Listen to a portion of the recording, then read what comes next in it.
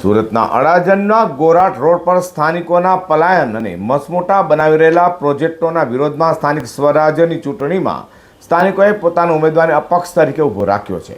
તો સ્થાનિકોએ કહ્યું હતું કે જો ગોરાટ की सेवा करेगा, ગોરાટ ભૂમિ રક્ષા કરેગા, વહી અડાજણ ગોરાટ में રાજ કરેગા। સુરતમાં સ્થાનિક સ્વરાજ્યની ચૂંટણીનો પ્રચાર પૂરજોશમાં ચાલી રહ્યો છે। ભાજપ, કોંગ્રેસ અને આમ આદમી પાર્ટીના ઉમેદવારો સાથે અપક્ષો દ્વારા પણ પોતાના વિસ્તારમાં પ્રચાર કરી રહ્યું છે।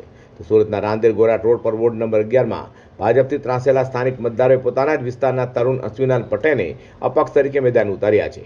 ગોરાટ ભૂમિ મંદિર સ્થાનિક મિલકતોને સુરક્ષિત રાખવાની નેમ સાથે ઉમેદવારી કરનારા તરુણ પટેલે મીડિયા સાથેની વાતમાં જણાવ્યું હતું કે જો પોતે ચૂંટણી જીતશે તો કઈ કામગીરી કરશે તે અંગે માહિતી આપી હતી। તરુણ અશ્વિનભાઈ, આજે જે અહીંયા સોસાયટીમાં મંગલમ રો હાઉસમાં આપણે ઉપસ્થિત થયા છીએ ગોરાટ મંદિર શું છે? આ મંગલમય સોસાયટી ગોરાટ હનુમાન મંદિરની બાજુમાં જ આવી છે અને ત્યાંથી મેં ઉમેદવારી પત્રક ભર્યું છે। અપક્ષ ઉમેદવારી નોંધાવવાનું કારણ અપક્ષ ઉમેદવારી કે અમે અહીંયાથી ચૂંટાઈને ઉપર જશું તો ઉપર અમારું કોઈ સાંભળશે નહીં, તો અત્યાર સુધી એવું થતું હતું કે જે ભાજપને મત અપાવી વિજય બનાવ્યા તો એ લોકો અમારું કંઈ જ સાંભળતું નથી। કઈ પ્રકારે અમે રજૂઆતો કરી હતી, નિરાકરણ નથી આવ્યું, અપક્ષ ઉમેદવારી નોંધાવી છે, શું કહેશો?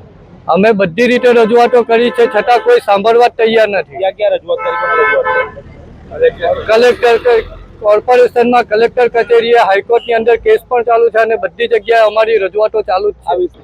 બસ અમારે હિન્દુઓએ અહીંયાથી પલાયન થવું નથી, એના કારણે મેં આજે આ અપક્ષ ઉમેદવારી નોંધાવી છે।